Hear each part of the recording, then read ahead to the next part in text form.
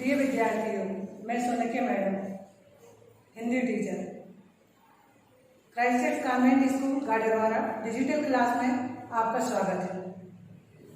आज मैं आपको कक्षा 7 में पाठ 2 समाज सेवा जो निबंध विधा से लिया गया है, जिसके लेखक पद्मलाल पन्नालाल बख्शी जी हैं। इनकी रचना समाज सेवा मैं आपको समझाने जा रही हूँ। पाठ 2 समाज सेवा। प्रस्तुत निबंध में रचनाकार ने समाज की आवश्यकता पर बल दिया है।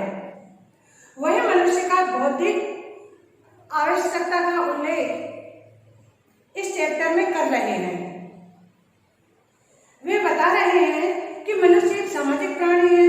वह समाज के बिना नहीं रह पाता।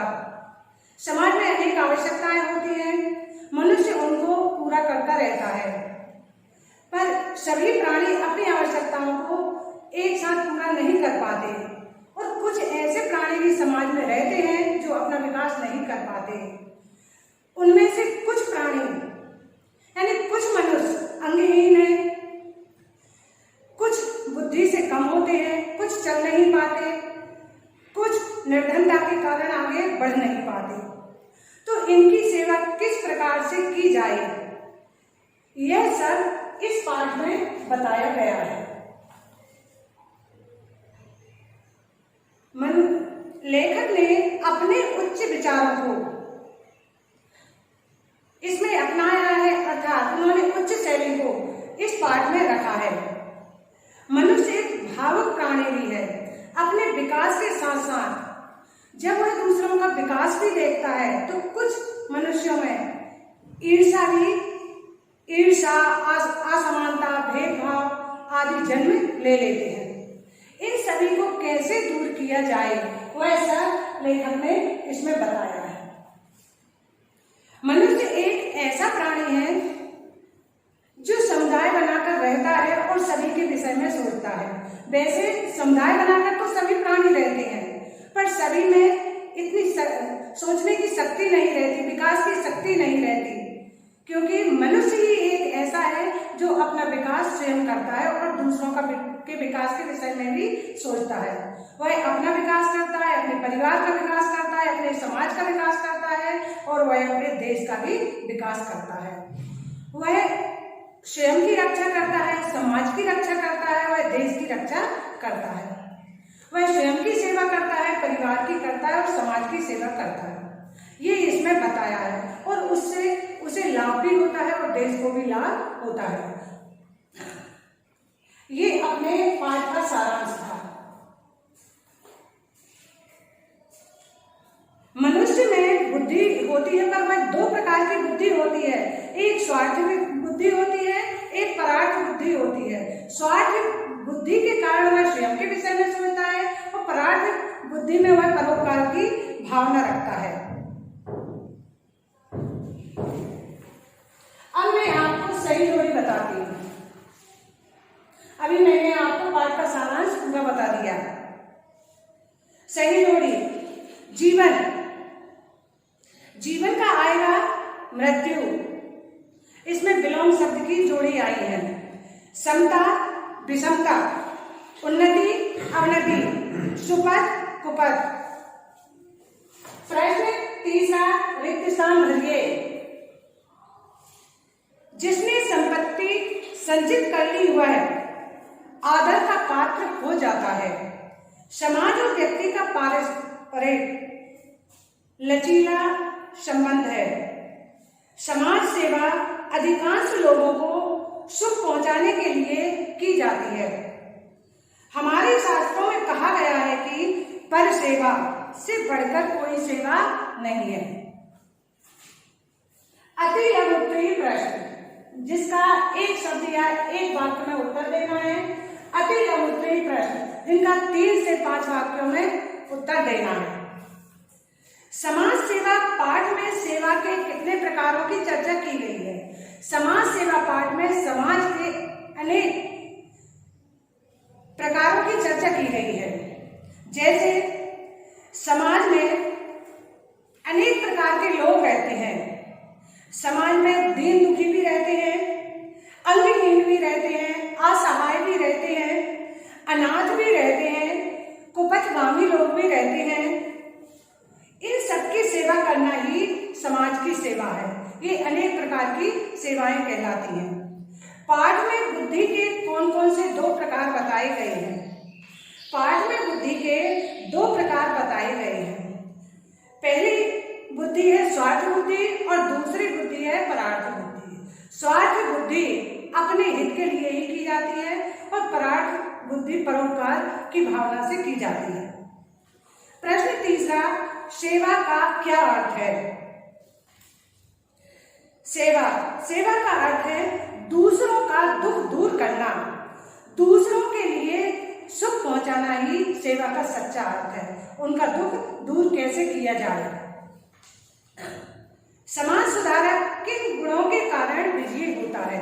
प्रश्न चौथा, इसका उत्तर समझिए। समाज सुधारक समाज में नए पथ का दर्शन कराता है। समाज सुधारक को कष्ट सहने की आदत पड़ जाती है, लेकिन वह दूसरों के हित के लिए कार्य करता रहता है।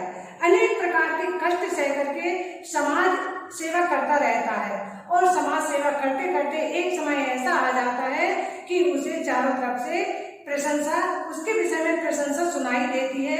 यही उसके लिए सबसे बड़ा लाभ होता है। किस प्रकार की सेवा को श्रेष्ठ माना गया है? ऐसी सेवा जब सेवा किसी विशेष व्यक्ति के लिए की जाती है तो वह एक ही व्यक्ति तक पहुंचती है, लेकिन जब सेवा इस दृष्टि से की जाए जिसमें एक व्यक्ति के लिए ही लाभ न पहुंचे, अनेक व्यक्तियों के लिए अर्थात समाज के लिए लाभ पहुंचे, इस प्रकार की सेवा श्रेष्ठ सेवा कहलाती है, जिससे अनेकों को लाभ हो। एक को लाभ ना हो करके अनेकों को लाभ हो, वही सेवा श्रेष्ठ कहलाती है। मनुष्य अन्य प्राणियों से किस प्रकार भिन्न होता है? ये लघु उत्तरीय प्रश्न है। इनका उत्तर आपको 3 से 5 वाक्यों में देना है। मनुष्य एक ऐसा प्राणी है जो अकेला रह सकता है। वैसे सभी प्राणी समुदाय बनाकर रहते हैं, मनुष्य भी समुदाय बना करके रहता है, परंतु अन्य प्राणियों की अपेक्षा मनुष्य में बुद्धि होती है, उसमें विकास करने की शक्ति होती है। अन्य प्राणी सिर्फ अपने भोजन की ही चिंता रखते हैं, लेकिन मनुष्य अपने साथ साथ दूसरों के विकास की भी चिंता रखता है, इसलिए उसे अन्य प्राणियों से भिन्न बताया गया है। व्यक्ति और समाज में परस्पर किस प्रकार का संबंध होता है? इसका उत्तर समझिए। समाज और व्यक्ति का पारस्परिक दृढ़ संबंध है। एक की उन्नति ही दूसरे की उन्नति है। व्यक्ति की उन्नति ही समाज की उन्नति है। समाज की उन्नति ही देश की उन्नति है। समाज सेवा से क्या आशय होता है? समाज सेवा हमें अपने कल्याण के लिए, अपनी उन्नति के लिए, अपने सुख के लिए, दूसरों के सुख के लिए सुख का कार्य करना चाहिए। यही काम सेवा कहलाते हैं। सेवा का अर्थ है दूसरों का दुख दूर करना और दूसरों को सुख पहुंचाना। समाज सेवा पाठ में नवयुवकों के क्या कर्तव्य बताए गए हैं? ये प्रश्न आपका चौथा है, लघु उत्तरीय प्रश्न। समाज सेवा,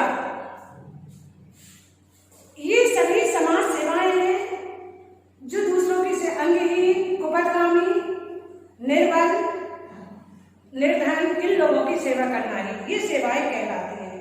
नवयुवकों का कर्तव्य है कि ऐसी सेवाएं जिससे दूसरों को लाभ पहुंचे, दूसरों को सुख पहुंचे, और ऐसी सेवाओं में नवयुवकों को भाग लेना चाहिए।